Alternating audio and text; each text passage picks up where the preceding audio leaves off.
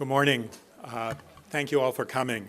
I'm Nick Freudenberg. I teach public health at the City University School of Public Health and at Hunter College. And I'm also the faculty co-director with my colleague Jan Poppendiek of the New York City Food Policy Center at Hunter College. And we're very pleased to welcome you here today to this ongoing series that we call Food Policy for Breakfast, getting people out at an ungodly hour.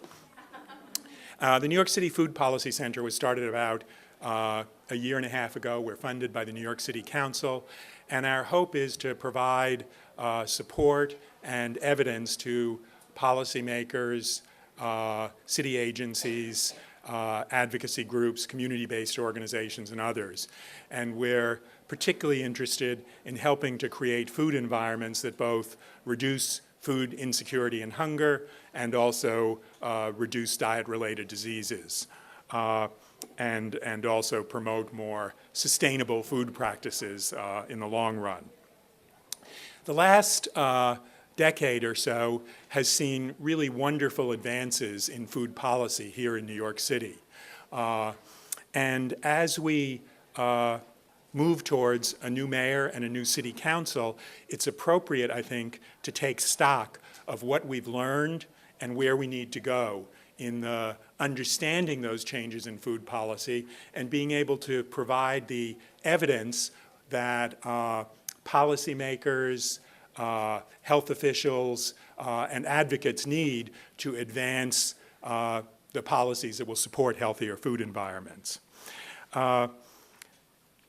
I've been thinking a lot and have been motivated by the experiences with another set of epidemics when I started my career, HIV and the related substance abuse, TB, and so on. And I think a lot of our ability to overcome those epidemics, to the extent that we've done that, and I know they're still big problems, but less so than 30 years ago when we were working on those, was by early on bringing together policymakers, researchers, and advocates. And out of those dialogues, those sometimes contentious dialogues, I think we were able to much more quickly develop policies and practices.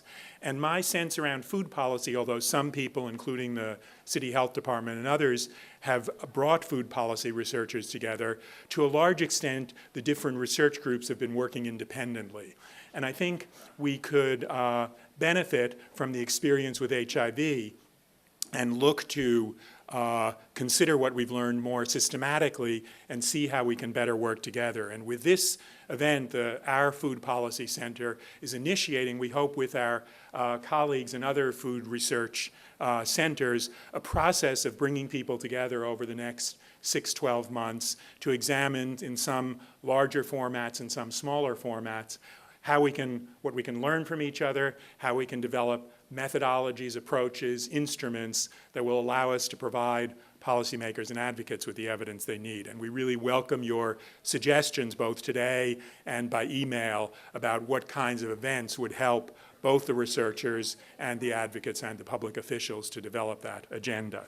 So we have to get this discussion started, we have a very knowledgeable panel, and I will introduce the panel, then tell you what the format is, and then turn it over to the first speaker. Our first speakers are Isabel Contento, who's the Mary Swartz Rose Professor of Nutrition and Education and the Faculty Director of the Lori M. Tisch Center for Food, Education, and Policy at Teachers College. And she studies behavioral aspects of nutrition, the use of psychosocial theory to study factors influencing food choice, and the intersection of education and policy to increase access and promote health in schools and communities. Pam Koch is an adjunct associate professor of nutrition education and the executive director of the Tisch Center at Teachers College, and her scholarly interests are in curriculum development and evaluation and the ecological issues around food. Brian Elbel is an assistant professor of population health and health policy at NYU School of Medicine, and he studies consumer and patient decision-making as it relates to health and healthcare, largely from the perspective of behavioral economics. He has a particular interest in vulnerable populations and the role and influence of public policy. He's examining choices that influence health, including how individuals choose which foods to consume. And he's examining a number of policies that attempt to influence obesity, including calorie labeling and bringing supermarkets into food deserts. Our next speaker will be Andrew Rundle, who's an associate professor of epidemiology at the Mailman School of Public Health at Columbia University. His research focuses on physical activity, body weight, with a primary interest in whether sedentary lifestyles and overweight, obesity, are risk factors for cancer development. His work includes investigations of the determinants of physical activity and body weight. He also teaches social workers and journalists. Our next speaker will be Dr. Susan Consagra, who's the Deputy Commissioner for Health Promotion and Disease Prevention at the New York City Department of Health and Mental Hygiene. She's overseen the department's obesity-related programs and policies, including physical activity, nutrition, and built environment programs. And she's also overseen other chronic disease programs, including the National Salt Reduction Initiative and the Tobacco Control Initiative.